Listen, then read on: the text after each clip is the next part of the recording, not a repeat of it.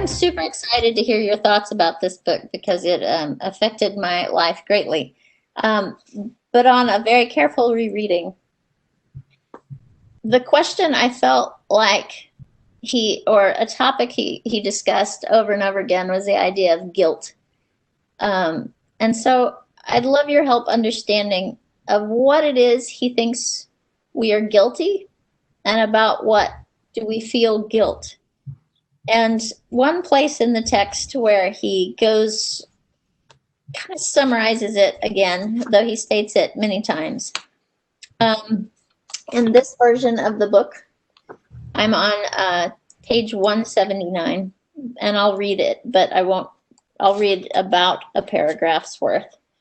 To lie to oneself about one's own potential development is another cause of guilt. It is one of the most insidious daily inner gnawings a person can experience. Guilt, remember, is the bind that man experiences when he's humbled and stopped in ways he does not understand, when he is overshadowed in his energies by the world. But the misfortune of man is that he can experience this guilt in two ways, as bafflement from without and from within, by being stopped in relation to his own potential development. Guilt results from an unused life, from the unlived in us. And a little bit further down the next paragraph, I'll read another sentence or two. Here we see in pure culture, as it were, what it is at stake in all human repression, the fear of life and death, safe in the face of the real person. He feels vulnerable, which is the truth. So do any of you have any other questions or insights on the idea of about what it is we feel guilt? Okay, my name is Robert Morehead. I think one of the things that we're guilty of is that we're living in the year 2021 and people still don't really realize what the worm is at the core. The fact that when I first read this book in the 80s, it was like a epiphany, and every time I've read it since then, I realize, but it's so obvious. This is so obvious. But it's 2,000 years after Christ. It's 5,000 years after civilization, and we're just now kind of trying to, and some people are just trying to unpack this. Do you think we're trying to unpack this at every generation and in every life? Yes, to a certain extent. I think, yeah, obviously people, everybody comes to this realization sooner or later. But like I said, it's 2020, and to me, this should be common knowledge. And I still meet people that say, when I bring up the book or the ideas in the book, they say, you're nuts. So guilt results from unused life, from the unlived in us. And I was struck by how that's similar to, at the very end of the text, he talks about life, right? He talks about getting more life and that kind of thing. And so I guess what it made me wonder about was what does he mean by life? Or I guess in this context, what does he mean by unused life? Like, how does that work? Does anybody have unused life, or is it the life force? I guess that's a phrase he uses. Is it an unused life force? What? I don't understand what that is. There's a quote from Becker that I feel like illustrates really well what we were talking about in terms of the idea of life and being alive. Let me see if I can find the page number. Oh, it doesn't say because it's my online book. Anyway, it says, the quote is, "The irony of man's condition is that the deepest need is to be free of the anxiety of death and annihilation, but it is life itself which awakens it, and so we must shrink from being fully alive." So I think some of what he means is with regards to if you're fully, completely quote unquote alive and embracing the terror of death. If you're not in denial at all, then you would be in full acceptance of that, of our annihilation, which is for most people too much to bear. And so you sort of can't in that way live fully, but I'm not sure if it's really meant to have a negative connotation, because he also says that we all need illusions to live under. So I think it's about balancing the way that you shrink from being alive, but in that sense. But if you're sort of happier in a way where you're well buffered and more psychologically secure, then is that really shrinking from being alive? Because you might be having a better life that way. So those are my thoughts. I would just add that I never actually got the idea that Becker was talking about the terror of death. My own view was that he was talking about the terror of life. Neurosis is today a widespread problem because of the disappearance of convincing dramas. Heroic apotheosis of man. I'm sorry, I mispronounced that. The subject is summed up succinctly in Pinnell's famous observation on how Salpêtrière mental hospital got cleared out at the time of the French Revolution. All the neurotics found a ready-made drama of self-transcending action and heroic identity. It was as simple as that. They had an urgent cause and were called to be called to action. Provided meaning. Mm-hmm. Now, when he says heroic apotheosis of man, do you think that's the same thing as the life force? I mean, are those kind of equivalent concepts, or is there a difference between life force and heroic apotheosis? Apotheosis? How do you pronounce that anyway? I think it's apotheosis. Apotheosis sounds right. Yeah. I would think life force exists for the creatures and the animals, just like a basic hunger. But a need to be heroic because of an idea is different than an animal's instinctual reaction to danger. So I'm thinking about at the end, for example, where he says the most that any one of us can seem to do is to fashion something, an object or ourselves, and to drop it into the confusion, to make an offering of it, so to speak, to the life force. Yeah, I guess so. It isn't that the apotheosis is the life force, but it's that offering to the life force. Is that the same thing as the heroic apotheosis? Are you talking in a literature, like as in Joseph Campbell, or are you talking in a biological term in terms of evolutionary and how we function? So just in plain language, person. I love the book.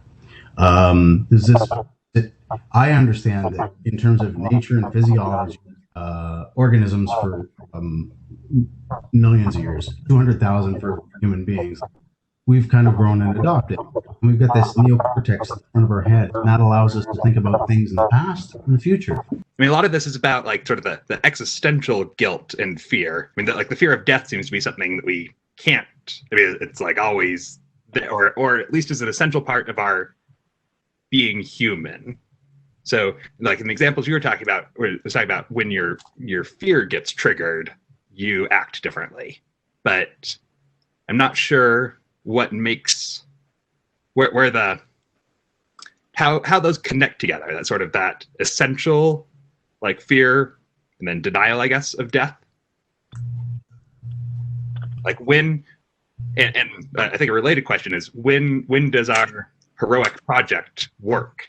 Like when does that get us out of that fear, if it does? In this text, I think. And so I guess, like I keep wondering, like, what is he trying to do for himself here? And when he says, I mean, and that's, that's why I think that starting at the place where he talks about guilt as unused life is such an interesting opening question, because it has like this sort of, like, does he feel like there's some sort of unused part of his life, or why is that the sort of like the motivating? It seems like that's, especially because he ends with it too. It seems like that's a kind of a motivating, an impetus behind his work. And I guess I keep wondering, like, just I haven't, this is the first time I've read it, so I'm kind of blown away by it. So that's why I kind of am asking you all, especially. He wrote it on his deathbed. Yeah, you can kind of tell, right? You can sort of see, like, here's a man who's like really trying to sort of like get something out. He didn't. He really didn't. But he did. Look it up. But I kind of did. He wrote it as a sense. It was sort of because I kind of own every book he's got. So do I. He did not write it. He wrote the piece on the end where he said he wanted to die a beautiful death, and he was challenged, and it was interesting because he was really conflicted about whether he'd presented the right idea around death, and this was the challenging moment, is for him to go out with "I lived my life to the fullest." And that was a piece that was an indices piece, and he died after he was basically up at Simon Fraser, and that's why the Escape from Evil, the book that came after that. I don't want to get onto that, but he didn't die. He wrote it over about 10 years. I guess I read that right after I read the long part about transference, and it really struck me that there's a way in which he's sort of engaged in a kind of transference onto auto rank. And I guess I wonder, but so I feel like I can see in this book, without trying to sort of think about who Ernest Becker is as a person, but just within this text, like the way that he's approaching this actual work as a means of sort of exercising some of his demons or something. I wonder about that. I really appreciate him being fallibly human in it, and going there. I think that's kind of refreshing. I would not enjoy his writing so much if he presented himself perfectly formed. And I like in the opening preface, he says, "Why then," the reader may ask, "add still another weighty tone to a useless overproduction? Well, there are personal reasons, of course, habit, drivenness, dogged hopefulness." So even he is participating in that optimism. And he says, "And there's Eros, the urge to the unification of experience, or to form and to greater meaningfulness." And I think that is his kind of trying to say, that's his heroic apotheosis, right? Is his participation in this idea of trying to add to culture and add to a sense of connection and meaningfulness from what he's learned, and to summarize it. But I do like that he fails and is human too. I do like that he's not a perfect God in his presentation, the way he criticizes Freud.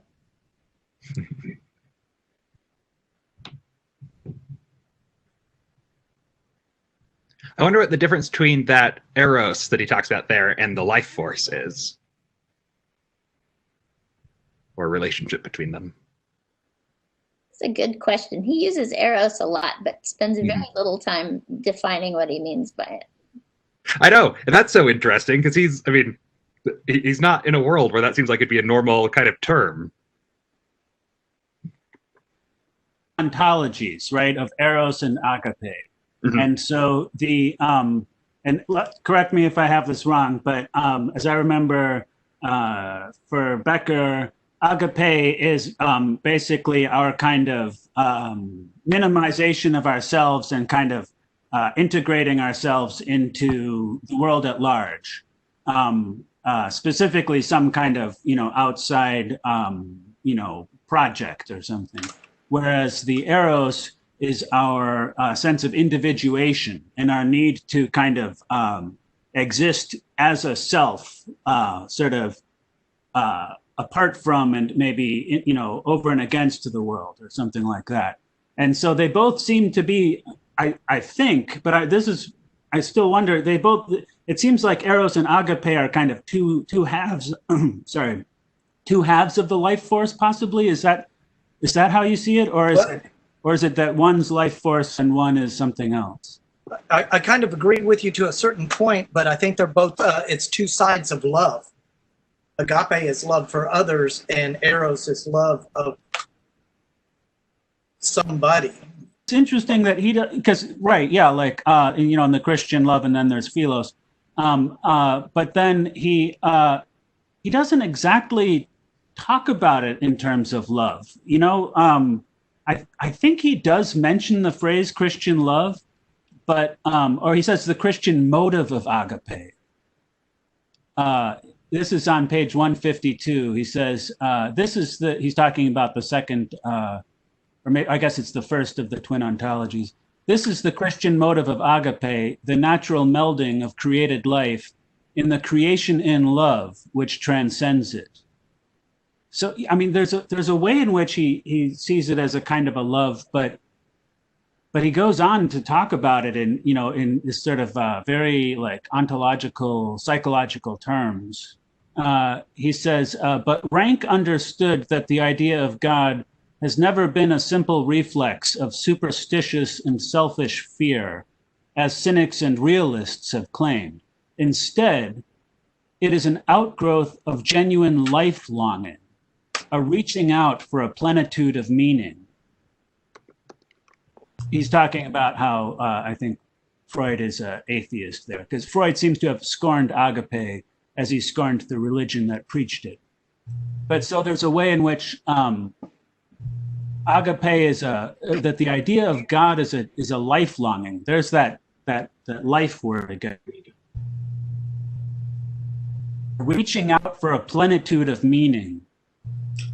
But I would suggest that what he has said is that the culture, be it the Agora on the Ganges River in India, or whether you're a right-wing Texas Christian, is that people, we've created these larger cultural structures that we invest ourselves in, and perhaps they give us, I believe, and I could be wrong, I could be dead wrong here, but I understood Becker to be, when he wrote the book, to be pretty atheist, and he took it from pretty much a biologically evolutionary perspective. Yeah, I really enjoyed the book. I said in the chat that I listened to the audio version, so it was kind of, you know, many hours, and then I was kind of taking notes and that kind of thing. I kind of didn't realize it was going to get so deep so quickly, and it was like, woo, that it was really enjoyable. If that's probably not quite the word, but it was. I'm glad. Laughter's good.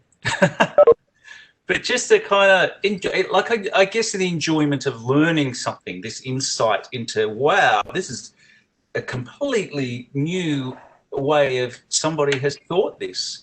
And as I understand, he did write it over many years, but I don't know, I have to look up at what point, you know, does one realize they're going to die? And then, you know, what's the purpose? I can only assume he was driven to write it. Because he wanted to get something out. He got some ideas and strung together stuff that other people had come before him had written. And then I guess all those references to Otto Rank, etc. I thought, oh, well, yeah, this is in a context, cultural, historical context. And then, ironically, I actually read Escape from Evil, I think it's called, first. And then I thought, oh, here's this other guy's book. And then, so I guess I've been enjoying everyone's take on the different aspects. I think there was an earlier question about why some people don't get it, or I don't know, it's not everyone's cup of tea or something. They weren't the words, but it was this idea of why is this kind of not being picked up? And I guess it's different people. Some people, I lent the book or the CD to a girl at my work who was really interested in death and the concept. And then she actually said to me a week later, oh, no, it's too heavy. There's too much happening. And then I was trying to lighten the mood for her. And I said, well, it is pretty intense territory. Of course it is. And so I didn't push it, but I thought that was sort of like, oh, yeah, different people are confronted in different ways by, you know, these ideas or these notions. And I guess you have to respect that. So I guess it's kind of, for me, though, it's really changed my perspective on my day-to-day interactions with people, because I think, oh, you're likely motivated by the fact that you're really shit scared you're going to die, but you haven't acknowledged it. Pardon my language. But it's like, oh, and then this kind of idea that I guess I know, Robert, your post about the terror management theory. Well, that's a tangent. I'll investigate that later. But just this sort of notion that different people are kind of motivated. I guess this is the great mystery of this such a book. I was just going to say, I will say, I've read this book about 3 times since I've been married in 30 years. And I told my wife I was coming out to a book group to talk about it. And she thought I was nuts. She has no idea why I am so fascinated with this book. I guess kind of what's the difference between the solutions of these other authors who he rejects versus whatever he has as a solution, right? Because it's funny because he's talking about these other authors at the end of his book, and he's talking about how at the end of their books they started to panic about how they hadn't really provided any answers, and so then they decided to come up with an answer, and the answer is always like, return to nature, or be good, or whatever. And, the leap of faith. Well, yeah, I mean that has God, right? Whereas like these authors are trying to come up with something. Tillich has new being, and he kind of likes Tillich, but again, Tillich is a theologian, but so he's like kind of I imagine he's thinking to himself, like while he's writing, like, how am I going to solve this problem? In the process of thinking that through, he starts talking about how these other people thought about how they would solve the problem and then failed to solve it. But I don't necessarily see how his solution is different from some of these other people's. I don't either. I agree with you 100%. And I put it in the comments. Essentially, we're on our own at the end. It's whatever gives us comfort, I think. That's what I get from him. Because he does kind of fall back on religion and whatever meaning we bring to the world, but he never says, and this is the answer. He doesn't spoon feed you any answers. He gives you a lot of questions, and then at the end, you're left with, well, what do I think? Well, that's a good thing, isn't it? Well, yeah, but it's not comforting. And a lot of people read Freud, they read the Bible, they read all kinds of things for comfort, for some answer. And I don't know that Becker gives us an answer. He certainly doesn't give a definitive answer. This is an intense book, and I really enjoy this conversation. I'm afraid we're losing people a bit one at a time, and we have spent a good solid hour talking about it. Not that we couldn't spend more, but it's not as fun on a Zoom call, to me anyway, as it is in a room full of people. Are there other thoughts anyone would like to share before we wrap up?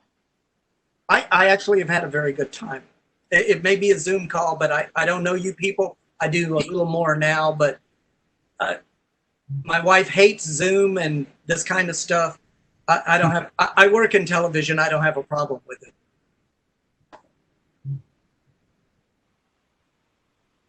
Mark, can I ask where you're coming in from? I live in Sydney, Australia. Wow. So it's at 10 o'clock, 11 o'clock in the morning on Friday. So how's that? I'm in the future. Thank you. In your future, not in mine. I'm in my present.